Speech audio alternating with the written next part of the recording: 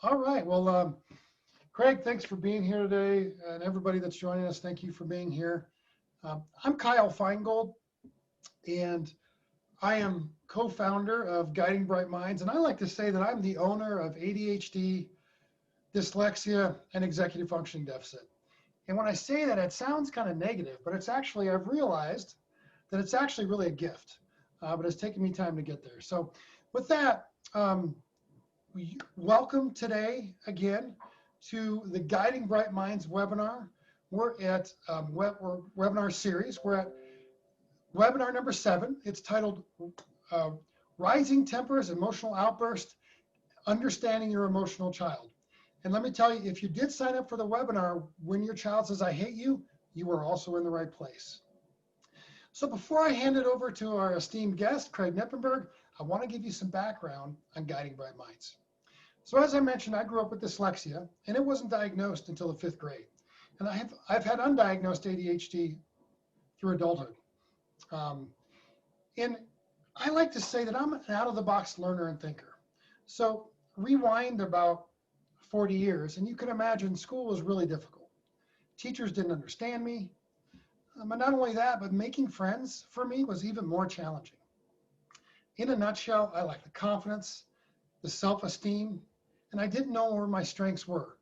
One thing I did know is what I wasn't good at, what I needed to do better, that I didn't try hard enough, and in a nutshell, I didn't feel smart. I know now, as I mentioned earlier, that my dyslexia and ADHD are actually my superpowers. I mean, I think more things before breakfast than many people think all day.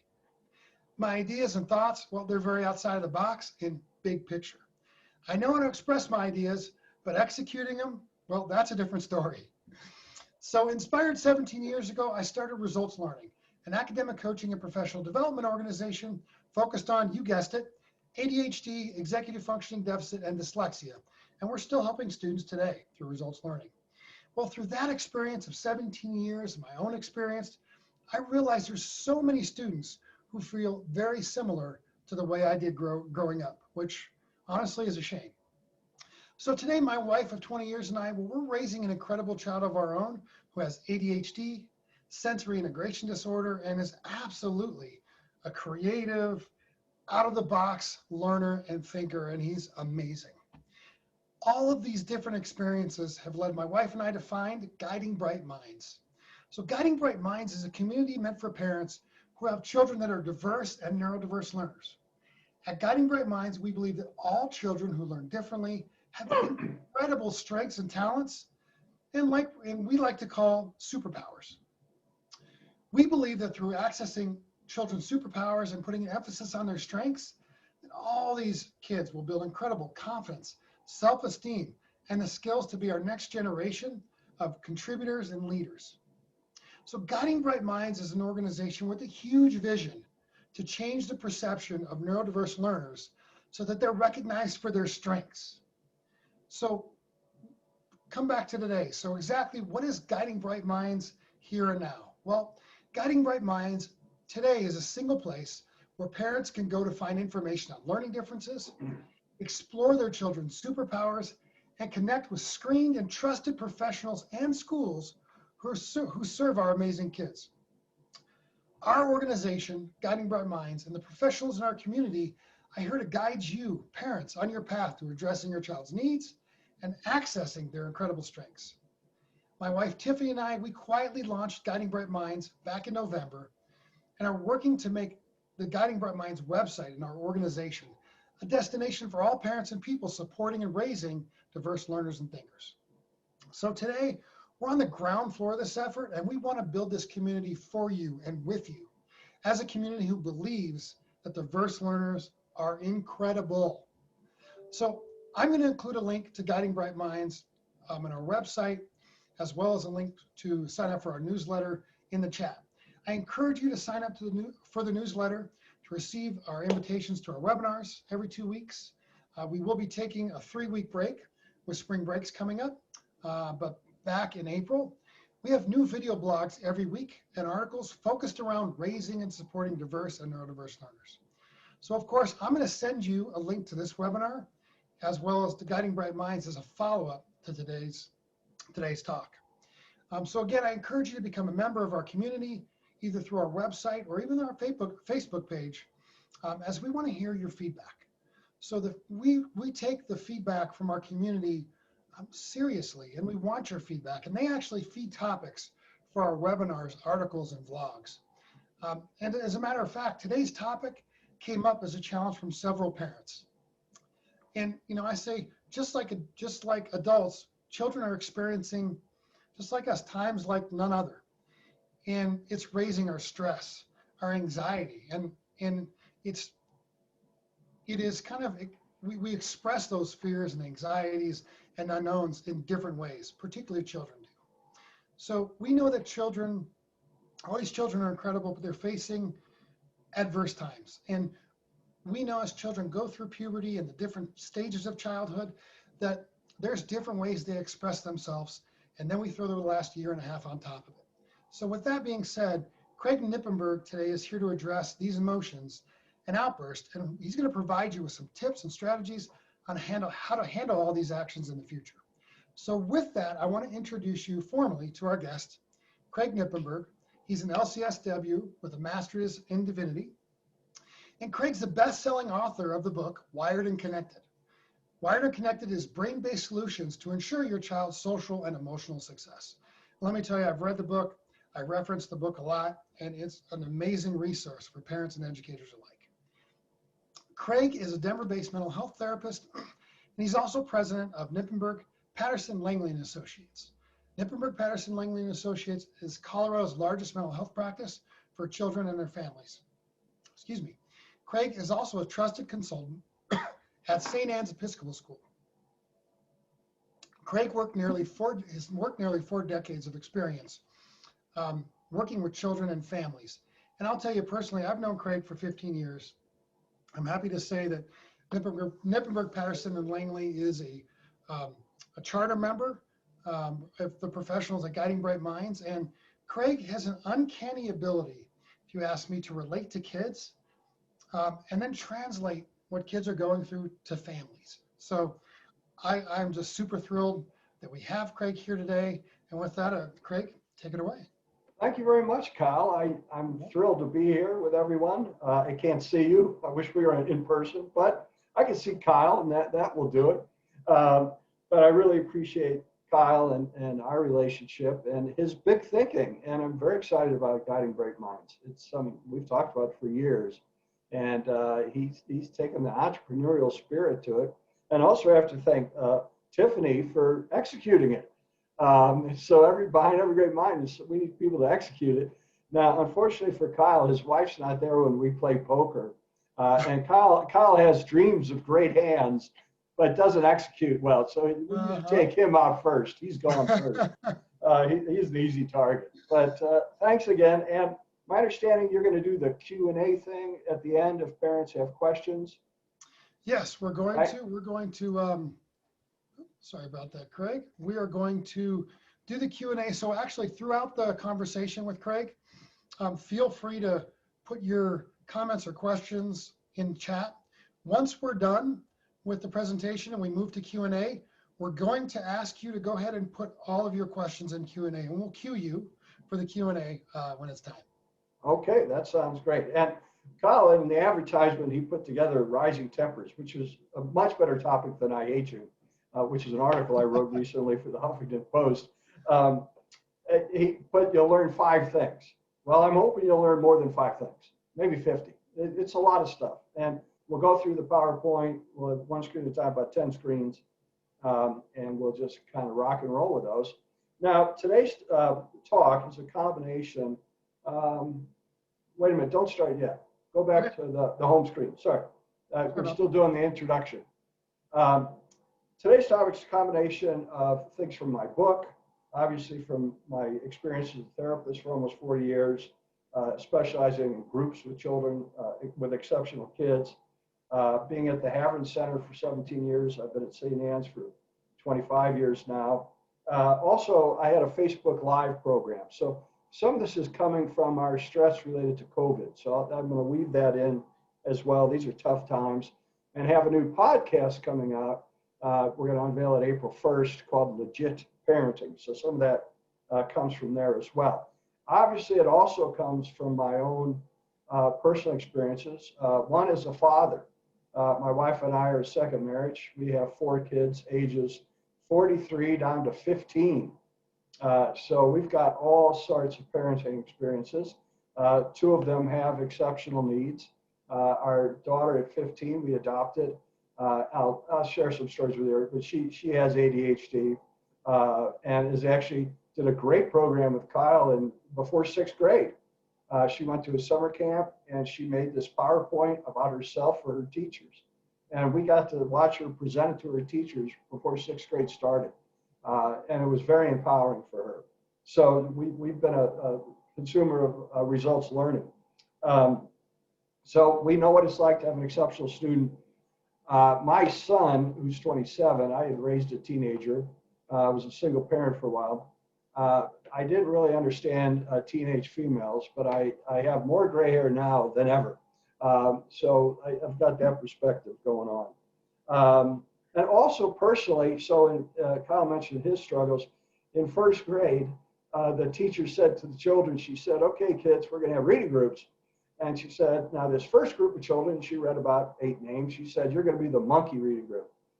And they're all squealing and happy. And then she read about 12 names. And she said, well, you children are the giraffe reading group. And they're all like, cool, you know. And I'm still sitting there.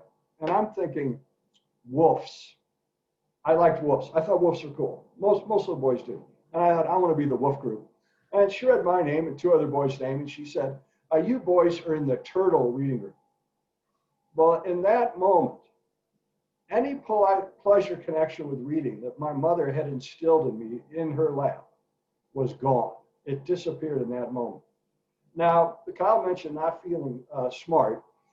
I didn't take that avenue. I took a different one, which is I decided that reading was not smart, that reading was stupid, and that boys didn't read. Boys played football and army and baseball, and we didn't read. And I refused to read as I was a kid.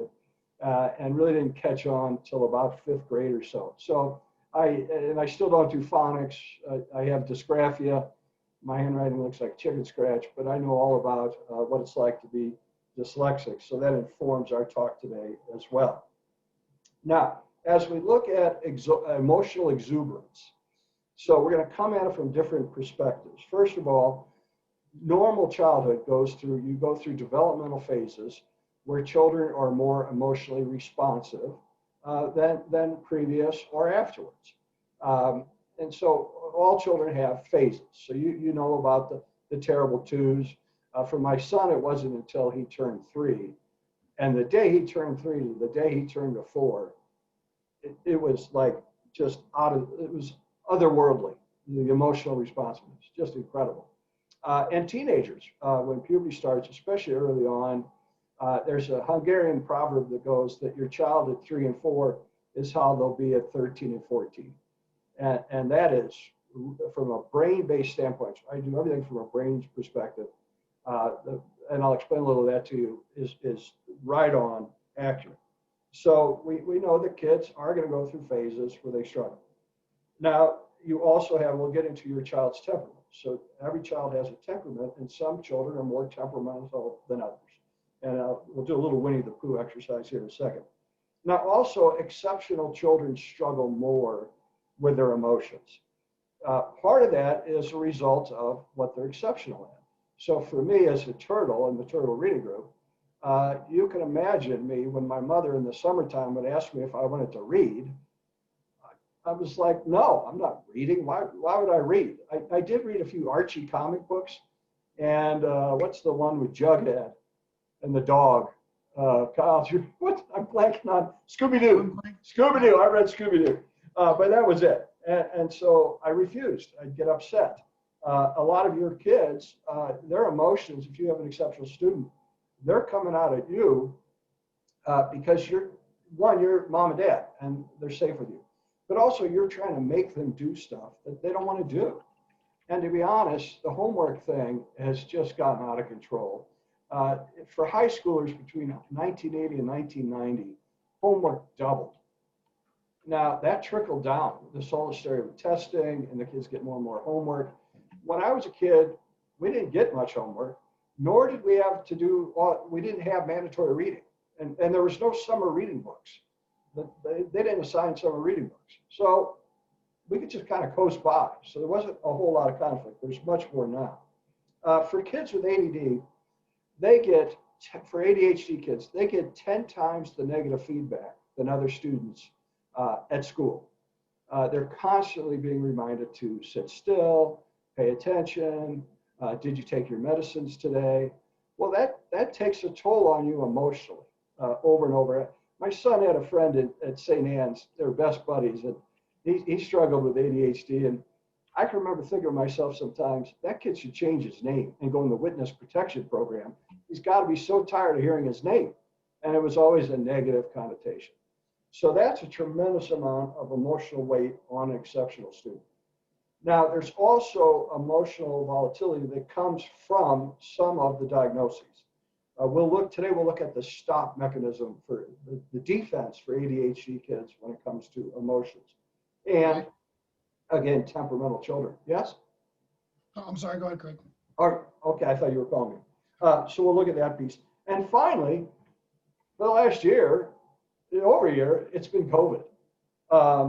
We're all struggling. And we are seeing a huge uptick right now of kids coming in, parents coming in. We're swamped. Everybody is just fried. The kids are fried. And I'll share a few stories as we go along from that perspective. So it's tough. My wife likes to say it's a slow time for sledding right now. This is not a great time to sled. We're just trying to get by. Now, after this storm, it might be a great time for sledding. We'll see. Okay, so Kyle, if you flip. Craig, Yeah. before you go in, are you seeing the entire screen of the slide? I'm seeing the slide, the main thing, and then I see like some little icons and slide 1 through 11. Gotcha. Okay. And the next slide. All right, I'm going to go ahead and flip to the next slide for you, and I'm going to work on swapping the view. Yeah, I mean, I'm fine with that. I don't know if it's distracting but let's go to the next slide. Now, it is rough times for parents and for kids and for all of us. Now, the good news for you as a parent is that you really have to just be this side of good enough. You don't have to be a super parent. So in the research will tell you that consistency is the most important thing for parents to be. And the inconsistency is like the number one cause of child misbehavior, inconsistency by the parents. Now, that does not mean you have to be 100% consistent. If you're 100% consistent, you're going to drive your kids over the edge. And this tiger mom thing does not hold up in the research. In normal times, I tell parents, 80%, just get a B. If you can get a B as a parent in consistency, you're doing just fine. Unless you have younger ones, we'll talk about that. When COVID struck, I said, 65% is fine. Just 65% of the time. There's going to be so many times. So as an example, we know, let's say your family rule is you have to pick up after yourself. And you got the teenager who leaves the tennis shoes in the living room. Now, you should remind them and get their rear end back in there and get their tennis shoes. But sometimes you're tired. You just want to go to sleep. You want to watch a show. You don't want to deal with having to ask the teenager to get their shoes and have to deal with all their back talk. You just pick them up and throw them down the hall. That's fine. And with COVID, 65%. Unless you have preschoolers or teenagers. And then I said, 51% is good enough, especially with preschoolers. So if you look at the research, the most violent age of humans that commit more acts of aggression per hour than any other age group is preschoolers. They're just wild. And it's a tough stage. And any of you that have had preschoolers, you got a preschooler now, it's tough. And we have a granddaughter who's 5, and boy, not being at school just turned her into one angry child. She's not fun to be around. She's back in school now, which we're all very thankful for. So you're just this side of good enough. And that means that you love your kid, you give them attention and love, a secure attachment, and you provide them with the basics. Now, we know many of our families don't have the basics right now with COVID. People are struggling with food, paying the rent. That's going to increase a lot of stress. But once you have the basics and you have that base of love, there's no research that says you can engineer a super child. That does not exist. You are a shepherd. You shepherd your children. You lead them to greener pastures. You protect them from the wolves out there. But it's going to be up to your child's genetics and who they are that's going to determine what grass they eat and who they're going to become. You cannot engineer a child. So you have to take the stress and pressure off yourself. The only thing you can dope a child down. So you can have a child whose genetic trajectory is up here, but by maltreatment, they're going to end up here in life. So that's possible. But if this is it, you really can't make them do this. The only factor they've ever found that is transferable to your kids, that if you do this as a parent, it will stick with your kids for the rest of your life. And the answer to that is kindness. If you're a kind parent, you're kind to your neighbors, you're kind to the postman, you're kind to the people at King Soopers, you're kind to your friends, you're a generous, kind person, that will rub off onto your children. That's the only thing they've ever found. So if you want to do something for your kid, be a kind person, that'll help them. Show your empathy. But other than that, you can relax. So I end my podcast every show with relax. Remember, you just have to be this side of good enough. Now, I think that's culturally particularly hard right now because there's been this trend of parent shaming where we're judging other parents all the time about how they're doing things wrong or they're doing this or the princess didn't put enough sunscreen on the infant. All this stuff online is just over the top. And it shouldn't be there. If COVID taught us anything, is that we're all pretty fragile. And being home with your kids all the time is really brain damaging. At the start of it, when we had the lockdown, my 15-year-old daughter said, "Oh, great, I get to be stuck home with you two for the next 2 weeks." And my wife and I looked at each other like, "Oh, yeah, we know what you feel. We get what you're feeling right now." We had no idea that it was 2 months, 6 months, 7 months. She finally went back to school last month. She's a freshman at TJ High School, 2 mornings a week. That's our reprieve. That's the only breathing time we get. We really enjoyed being at home alone. It's a lot nicer and it's easier. So we don't want to have parent shaming. Let go of your guilt. And the other thing, and especially when you have kids who are struggling and they take it out on you, is you can't take it personally. What I always said to my graduate students here at the office is you have to imagine yourself that you're Teflon coated. Now, if you're old enough to remember, Teflon was like the first mass-produced coating on pans to keep food from sticking. I think now we're all used to non-stick pans, but they put Teflon on. And Teflon, you feel the heat. You feel what your child's feeling. But at the end of the day, you let it slide off. You have to let it go. Yeah, and that's for you and your partner. If you have a partner, the luxury of a partner, are you with other parents? I know Kyle's program's looking at some point as they get going, having parent support groups. You need that. You need parent support groups. You need to be able to talk to your partner, have a therapist for you as parents, just to keep it from sticking, because it gets tough sometimes. Now, on that vein of how tough it can get, the next slide, this is a funny one. This came from a lecture I did for a group in Singapore this fall. And the title of the lecture I did this fall was How Not to Lose Your Blank in the Middle of the Zombie Apocalypse. I did not come up with the title. It was some young hipster marketing guy. And so my first slide for them was, well, it's okay to lose your blank sometimes, just not too often. Now, this picture here represents me last April. Our daughter was at a private school, and they were doing the Zoom as best they could. As you know, some teachers are really good about updating the online school thing. Thomas Jefferson High School, by the way, they have Schoology, and those teachers are on it. They really have it locked down. And my daughter has an IEP, so we get some Cadillac treatment. Now, back then at her school, they really weren't updating. Some teachers did, some didn't. And about 3 weeks from graduation, I get an email from one of the teachers saying that she's been ghosting his class and is missing something like 40 assignments and may not graduate 8th grade. Well, I looked like this fella. It was not a pleasant evening at our house. and I was not happy with the teacher either, that hadn't bothered to tell us we were missing all those assignments. And both my wife and I are older parents, so we're, by 8 o'clock, I'm done. It's time for bed. I'm ready to retire. But it was not a pleasant evening. And what I yelled, I said some unkind things. So I'm not talking about physically losing it with your child. You do not want to lose it when you're upset. That is not the time to get physical with your child.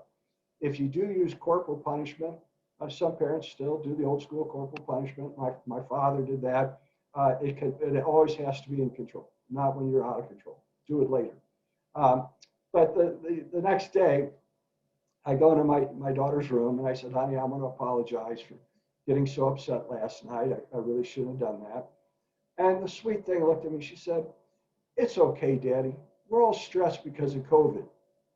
And I was like, that's so sweet. But it's also on your homework. But I didn't say it. I was about to lose it again. But I'm like, no, okay. And I just said, you're right, honey. COVID is very stressful. And it is a hard time. We weren't meant to spend this much time together.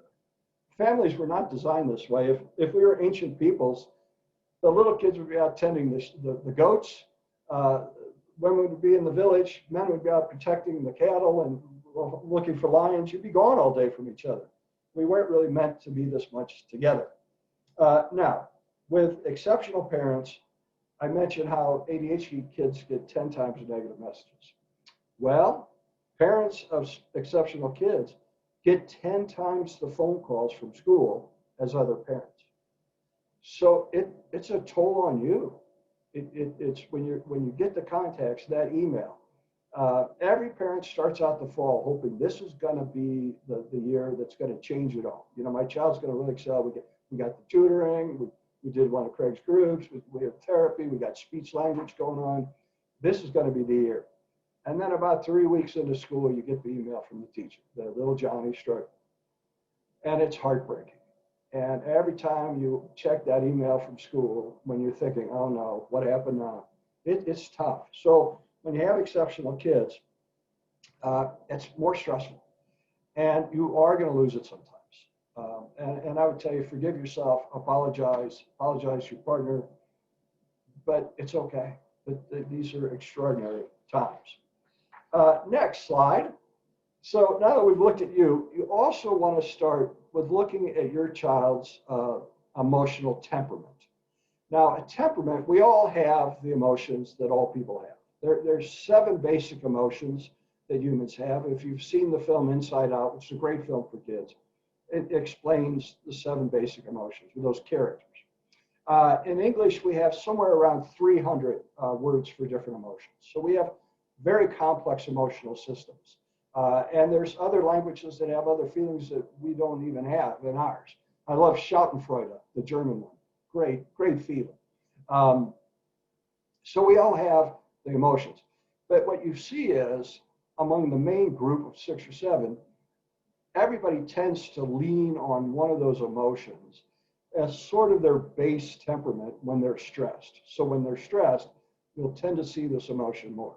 Now, the way I teach that to students is I came up with a walk in the forest analogy with the Winnie the Pooh characters. I couldn't use them in my book. I asked Disney for permission and they said absolutely not, they'd sue me. But I think as long as I'm talking about it, I can do that. But anyway, the characters of Winnie the Pooh decide to go for a walk in the forest. And Winnie the Pooh goes first. Now, Winnie the Pooh on a scale of 1 to 10, the kids tell me he's about an 8 in terms of happiness. And the question is, how well can the characters hold on to their happiness? So Winnie the Pooh's pretty happy. He starts on the walk, and he trips over a rock that he doesn't see, and he falls down. And I'll quiz Kyle right now. Kyle, what does Winnie the Pooh say when something bad happens? Do you remember?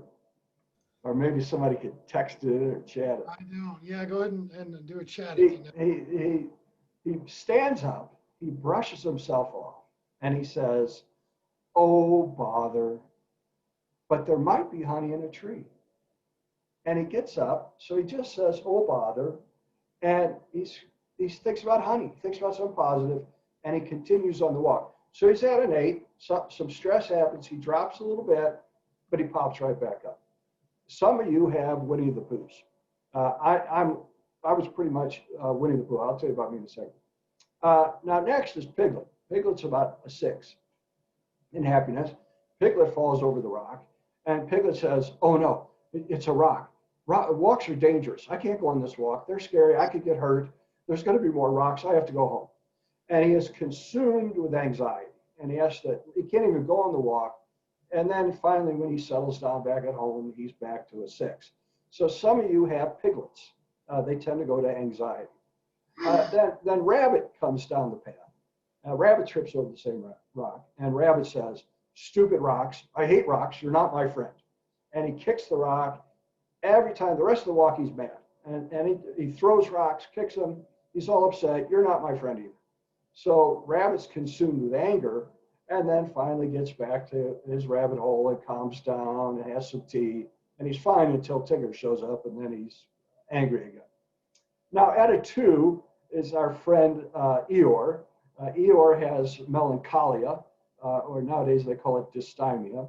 And Eeyore trips over the rock, and he says, "Even the rocks don't want to be my friend."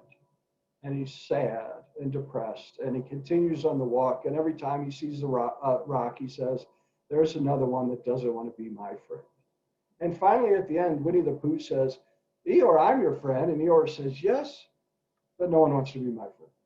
On and on. He can't hold on to happiness. He's consumed with sad emotions. Then you have Tigger. Tigger falls over the rock, and he says, "That was great. I want to do it again." And he stands up, trips over the same rock, and he keeps doing it and doing it and doing it until he's bloody and bruised. And it's getting dark, and he has to go home. And he says, "That's the best walk I've been on in my life." He's just Mr. Excitement and just continues to enjoy whatever's coming his way. Interestingly enough, Owl, the character Owl, doesn't really express emotions. He's more professorial. And Owl would just say, "That's highly interesting. I wonder how this rock got here. I think I'll study that." So he doesn't really express most. Now, again, we all have the different emotions, but you tend to lean on 1 or 2 of those more. So when I explain this to students, my 4th graders, I say, I like 80% Pooh, Winnie the Pooh, and I got about 20% Piglet in me. My dad was a major Piglet. My dad was pretty OCD, and I could get thinking too much. Usually business, usually it's around business. And there's times when I get stressed, and my wife will say to me, "Do you need to go for a bike ride?" And I'll be like, "Should I?" And she'll be like, "Yeah." "Okay, I'm going for a bike ride. I guess I'm a little too stressed right now. I'm not even sure. I'm not always aware of it." But then I ask the kids, like, "What are you?" And I've had one of the kids who said to me, and I was working with him on anger issues, he said, "I'm a rabbit. I'm a Pooh other than when I play sports, and then I'm a rabbit." And I get all mad at the other guys when he thinks they've committed a penalty.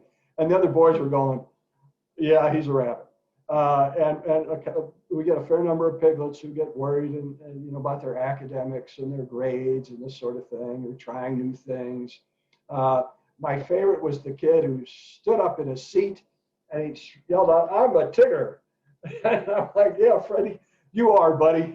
I knew him and his parents. I had to pull him off my roof at my son's 2nd grade birthday party when Freddie stacked the trash cans up to get the football off our roof.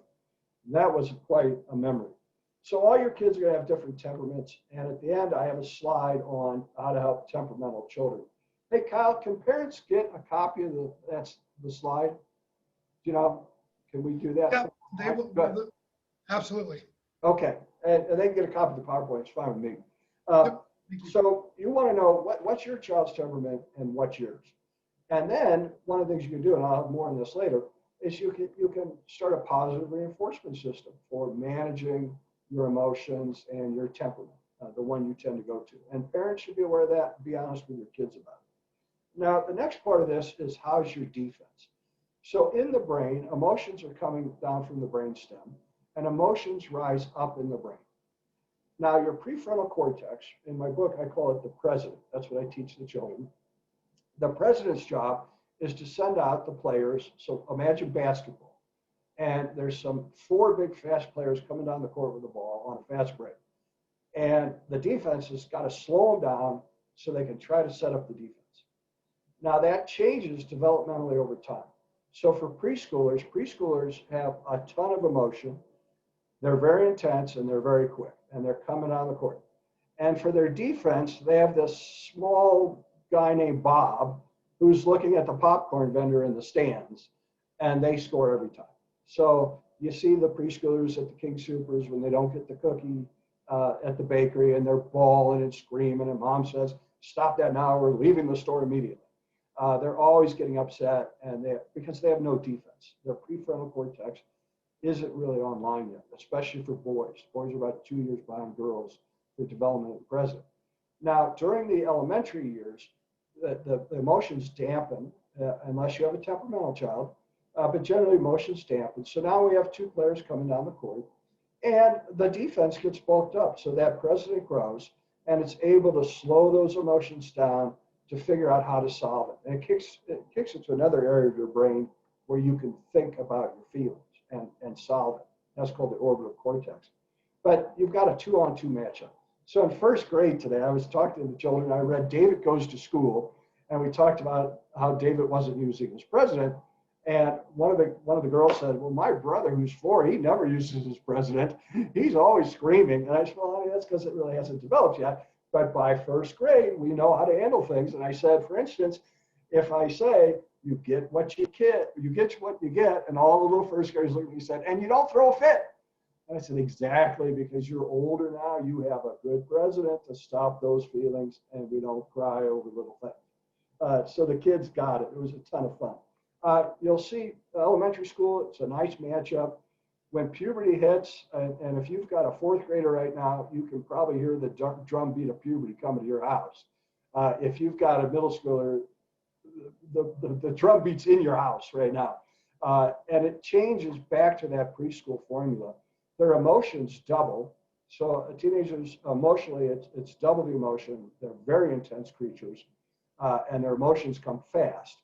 And we're back to half the defense. We're back to one defender back. So their frontal lobe functioning drops. Their dopamine levels drop in half.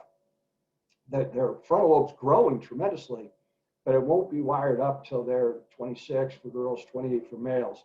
And so you see lots of very impulsive behavior with teenagers, young adults, and that lasts for quite a few years.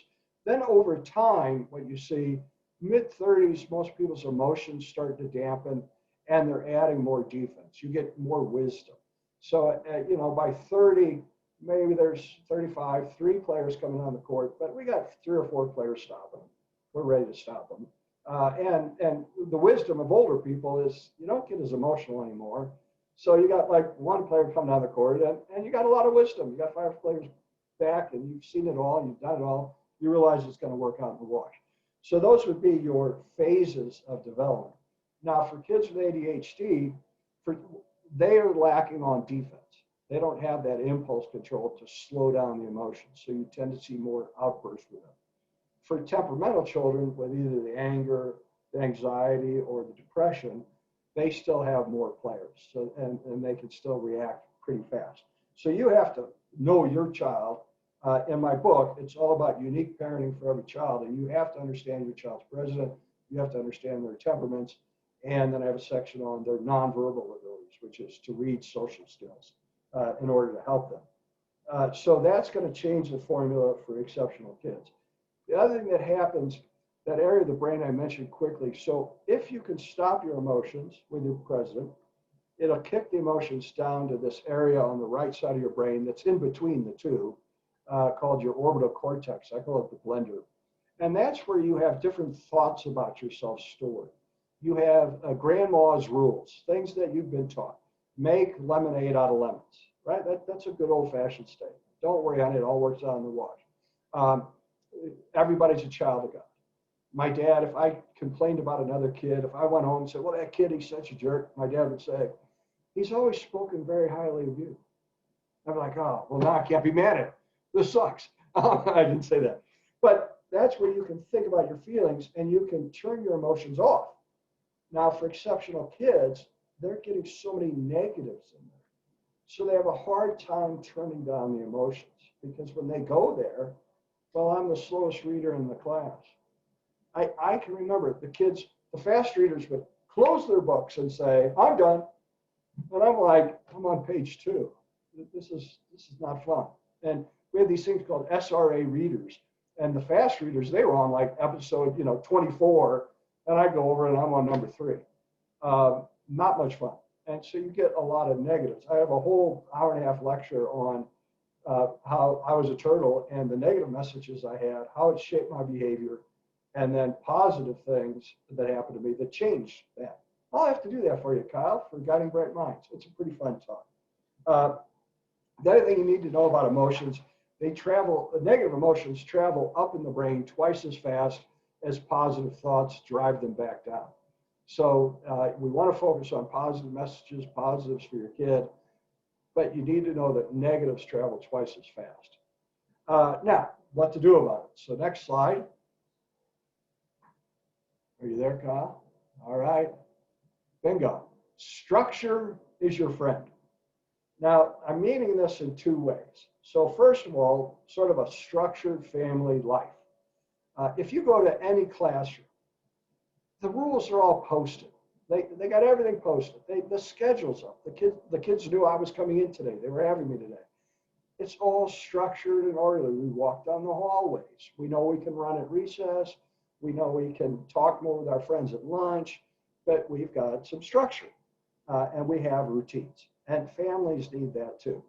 When my son was like after 1st grade, I was taking some of the summer off. It was just going to be he and I had this lovely vision of how every morning we'd wake up and I'd say, well, honey, what do you want to do today? Should we bike, hike, swim? Let's just be carefree. Well, for the first 2 weeks, what do you want to do today, honey? I don't know. You want to go swimming? No. You want to go biking? No. It was no to everything. It was just a nightmare. And so finally, after 2 weeks, I said, here, I got a schedule. We're going to bike on this day. We're going to Chatfield Reservoir on these days. And I made a schedule of what we were doing each day. And then we started the red light, green light, yellow light system he had at school. And he did great. The rest of the summer, he was fabulous. We had green lights every day, and we did our activities. It was fun. So we need structures. That includes chore time and rules around gaming. Now, not many of your kids are going to like chores. They don't have to like it. Too bad, so sad. That's part of life. They're going to not like limits on gaming. I did a lecture last night, and it was all on gaming and social media. And we let the cat out of the bag when kids were gaming nonstop. That's a whole different lecture. And what it does to your brain, it literally hijacks your frontal lobe and your dopamine system. And if kids don't have limits on that, if they play too long, they are going to be irritable and crabby. The limit, to be honest, is around 30 minutes. 30 minutes of gaming will relax your brain. You start going an hour and a half, 2 hours, your dopamine levels are going to get so high. When you finally get the kid off the machine, he's going to be one irritable kid. So they need limits around that. And again, they don't have to like it. Now, again, with COVID, it's a little harder. One of the things I always love about being on vacation is if you're on like a week or 2 week vacation, there's a certain point where after a couple of days, you can't remember what day of the week it is. And you're like, oh, this is great. We're so relaxed, we don't remember what day of the week it is. Well, that's been happening for a year now where we don't know what day of the week it is, and it's horrible. We sort of need to know in regular times what day of the week it is and what we're doing on what days. So you have to have that structure. I'd also push free play. Kids need more free play. They should be outside. They don't need to have play dates that are governed by the parents, especially when COVID loosens up. They need to get back to just free play. The other thing I tell you, if you have teenagers, I'd avoid spontaneous requests. So you can do that with younger children. You can say, honey, can you help me unload the car or the groceries? Honey, could you do this for me quick? You can get away with that with younger kids. Teenagers like to have their own schedule. They like to be in control of their schedule. And if you just surprise them with demands, it doesn't usually go well. So you're better off saying, hey, from 4 to 5 during COVID, I was telling families, from 4 to 5, you have an all-house cleanup. Everybody chips in and have some fun. It's kind of the fraternity house rule. When I was in the frat house, the only way you get 40 guys to clean the house is to have donuts and milk on tap, and we all work together with a case of scrubbing bubbles. And you spray anything that doesn't move with scrubbing bubbles, and you have fun, eat donuts, drink milk, you're fine. But go to more of that system versus constantly getting the teenager, oh, you didn't do this, put away your bowl, all this stuff. It'll never end.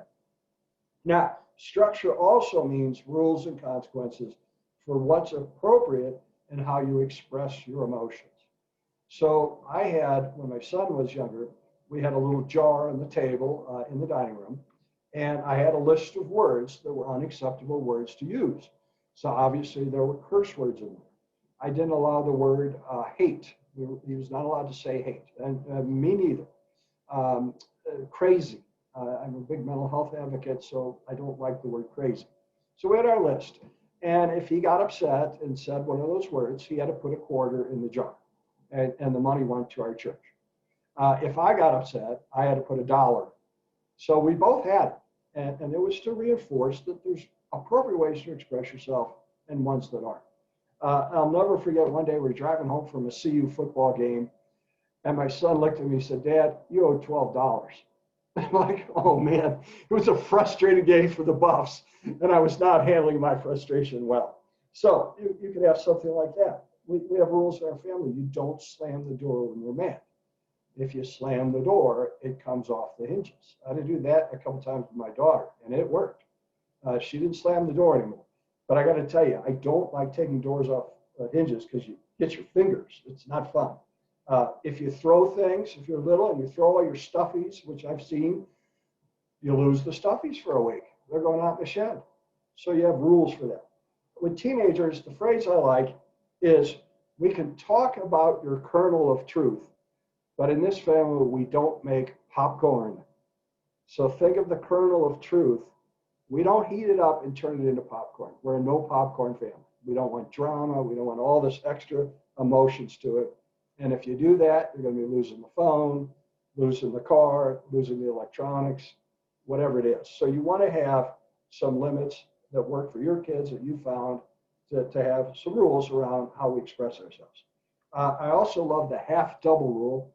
So if your kid, if they, let's say they lose control of their temper or their emotions, and you say, okay, you've lost your gaming for 2 days. If they handle it well, and they don't fuss about their consequence, and they take responsibility, and they apologize, then you make it 1 day. They only lose, you cut it in half. It's 1 day of no electronics. If they don't, then it's 4 days. So you double it. So you really put the thing on, we need to take responsibility for ourselves. Okay, next one. I got to get cranking here. Okay, we're at 37:50. Okay. Now, so you got your rules and consequences on one side, but the other side needs to be talking about and validating your child's emotion and really connecting with them emotionally. So it's about understanding the kernels in their life. I had a little 6th grade boy. I had a Zoom session with him. He lives out east last week, and he started crying, and he said, "You don't know how I feel. You don't know what it's like to be me." He has pretty serious ADHD. And I said, you're right. I don't fully understand because I don't have ADHD. Now, I had dyslexia, so I know what it's like to be different, but I don't know exactly what it's like to be for you. And I said, that's why you need other kids to talk to that have ADHD. And your parents might benefit from a support group, because no other parent if you don't have an ADD kid, you don't get it. As a parent, you do not understand it. When you have one, you get it. You're like, oh, it's a lot more brain damaging raising one at home, living with you, than it is seeing them at the office or having them in the classroom. I get to send kids home at the end of the day, right? At the end of a session, okay, see you next week, and I can relax. We can't do that at home. You got them 24/7, and it's tough. So you want other parents to support you. I had one little boy one year. He came out of one of our groups, our social skills groups, and I'll never forget his mother, Chris. This is like 25 years ago. She said, "Michael, what'd you learn today?" And Michael said, "I learned that I'm not the only kid in the group with ADHD." And I cracked up because I thought, we've talked about that about 8 times already. Now, the other 7, he really wasn't focused to pay attention. But that day, he got it. Okay. Yeah. That timer's a little bit off. We have about 10 minutes left. Oh, no. That's what you, okay, I'm going to crank. Okay. Hopefully we can go maybe a little longer. Now, again, with special needs kids, you're making them do stuff. It's hard on them, and it's hard on you. So you want to have some family discussion times. Have some set times where you can talk about their emotions, how you're doing as a family to drain those emotions off. You want to kind of help them drain them off rather than building up and turning into negative behaviors. Now, so you can structure that, especially with older kids. You can do the what are 3 roses and a thorn that we want to talk about. How are we doing with COVID? Anybody have any joys, successes, worries, or sorrows they want to talk about? The time as a family dedicated to sharing your emotions. With the younger children, you're just looking for opportunities. So if you got a preschooler and she's playing with her Barbies and you hear her in there and she goes, Barbie, you go to timeout because you weren't wearing your mask. That's probably a good indication you need to talk about masks and what's going on with COVID. I had a really natural opening with a 3rd grade class. I'm just starting to teach the classes again. And I was in with the 3rd graders and I noticed these kids pulling out their stuffies. Now that's normally like preschool and kindergarten. And I asked them, I said, y'all got stuffies? And they're like, yeah, we bring them every day. And I paused and I asked them, I said, well, how does stuffies make you feel? And this one girl, she said, they make you feel safe. And I said, you know, you're right. And I think we all have them in 3rd grade this year because of this COVID thing. COVID makes us feel unsafe, but when we have our stuffies, we feel safe. And I said, you know, it's a good year for stuffies. We all need stuffies right now. Now, as you express them, you can write them down. Some families have like a loss jar and a hope jar. In our family, we started a gratitude jar. And every night, the 3 of us said what we're grateful for. And on New Year's Eve, we pulled out all the slips and started reading them. It took us a week to read them all. And it was really joyous to be able to do that. As your kids express things, if you can solve it, solve it. I told one family, the brother and sister was getting on each other's nerves. So I looked at the parents and said, put locks on the door. That'll solve the problem. Just give them locks. Trying to help them get along is not working. So let's just do locks. So come up with solutions or explain it to kids. Try to help them understand what's going on. In my book, I have, oh my gosh, there's tens upon tens of ways to explain things, different things to kids. And then some things you got to talk about, we have to accept that this is part of suffering, is part of life, and we build resiliency, and you do have to wear a mask. That's just it. We all have to deal with this, and we can't touch each other. Now, reinforce positive expressions, lots of praise for your kids when you express them appropriately, having sticker charts for your younger ones, and giving lots of positive emotions to your child. In the research for kids with ADHD, if you want them to change their behavior, 80% of the time, you should encourage and be positive, reinforce good behavior. Only 20% of the time negative. Now, most parents who have ADHD kids, and I'll be honest, at best, I'm 50-50. I try to be 80-20, but it's tough. There's sometimes I'm better, sometimes it might dip even more, but we're looking for 80-20. And then finally, in the moment, if things are really heated up, and I made a sticky note for myself and my daughter a couple years ago, and it said, be a mirror. And you want to just mirror back to your kids. So when they're screaming bloody heck at you, you're just going to pause and say, I understand you're struggling right now.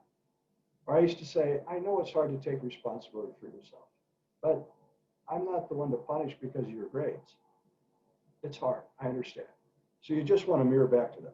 Okay, next slide. I'm going to crank. These will be quicker. Finding a purpose.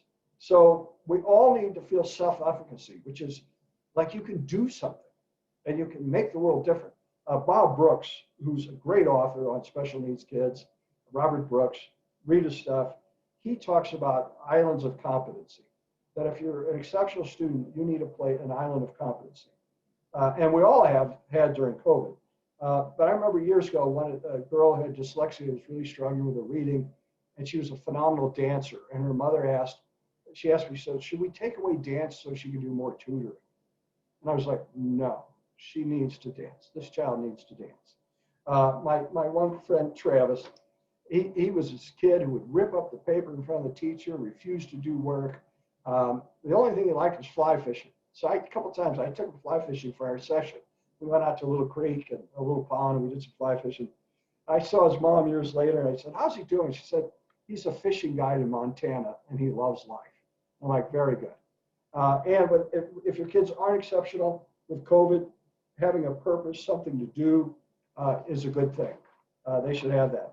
Next, there's nothing like, next slide, if you really want to build your kids' sense of worth and have good mental health, is get involved, volunteering, community service. I write when I sell my books. There's a slide where you can order the book. I always stamp, make your empathy a verb. So we want our kids to have empathy. That's what the book's about. And we want to put it to action. We want to put it to use. And having empathy for others is a great mental health boost. And it's good physically. So basically, the way your brain works in that area is when I see somebody happy because I did something, my brain says they feel good, therefore I feel good, and imitates what we see. So finding some meaning for your kids, doing some things in the community, helping out your neighbors, all of those things are going to build resiliency and build up your child's sense of self. Now, finally, the next slide, these are for different temperaments. I'm just going to go over, you can get these from Kyle and read them more. I also have them in the book. There's a whole list for the president and also your mirror functioning. But the couple things for if you have a temperamental child, so the anger, the anxiety, one of the key things I stress is you focus on the process instead of the content. So let's say Kyle's my anxious child, and we're going to go skiing for the first time, and he's all nervous. And he says, well, my hands are going to get cold. And I said, well, honey, we got some new gloves for you, and they have straps. They'll hook onto your coat. You'll be fine. If he says, okay, Dad, thanks, we're good to go. But then let's say he says, well, but what if one of them falls off and gets under my ski and breaks off? Well, you could put your hand in your pocket till you get down. Or would Daddy's got an extra pair? Well, but they may not be thick enough. Well, we got hand warmers. Right now, he's feeling anxious. And if I keep offering solutions to his glove problem with his hands, it'll go on forever. It'll never end. We'll be in a rabbit hole. So a natural impulse for adults is we want to help the kid, and we give them a suggestion. But if you get but, if they say but, and they keep going, that's when you stop. And you say, oh, Kyle, I think that's Piglet. Remember we talked about Piglet? Let's see if we can let go of Piglet right now. Let's get a couple extra stickers on your chart. If you can calm down, remember we did those breathing strategies, or go throw a little cold water on the side of your face. I think that'll help you turn off your emotions, and we can let that go for right now. And then have a sticker chart, and he gets stickers for doing that. It's no different than my wife saying, she didn't start talking about what I'm stressed about. She just says, I think you need a bike ride. Like, yeah, that's my process. So you'll see there's lots of tips on that handout you get from Kyle. Next slide. Finally, I do really promote families doing adventures, get out and do adventures. And there's good research on families that have rituals, like bedtime rituals, or things you do every week. They are more resilient and emotionally close. So rituals is a good thing. And finally, I tell you it is to have hope and resiliency. On the resiliency part, there are going to be more COVIDs. There's going to be more stuff. That's part of life. And so we got to prepare our kids for that. And then the hope. I had this little first grade boy the other day. He was explaining to me about the playground. And I said, what were you playing? He said, hover tag. And I said, what's hover tag? I've heard of every tag game in the world. And he said, well, you put your hand over the other kid's head because you can't touch them, and you hover over their head, and then they're it. And I was like, part of me is like, oh my God, that's so sad they can't touch each other. But kids find a way to play. They'll find a play no matter what. They'll do it. And that's where our hope lies. So on there, we have a discount now. You get $5 off on the book. You can go to the website and order it. And then the last slide is just the podcast coming up and my website. Well, Kyle, can we take any questions? You know, if people want to hang around, we'll definitely take a few questions. If you have questions, feel free to pop them in the chat, and we'll take a few questions. But thank you all so much for being here. Craig, thank you so much for those who are leaving for taking the time to just be here with us. It has been a joy. I have 2 pages of notes, and I feel like I already learned a lot from you. And in this last 45 minutes, I learned so much more. So thank you. And you know, my son's been in one of your groups before, one of the socialization groups, and there's a lot of things that you said that totally resonate because of his experience in that. So I just can't thank you enough. Really appreciate your time.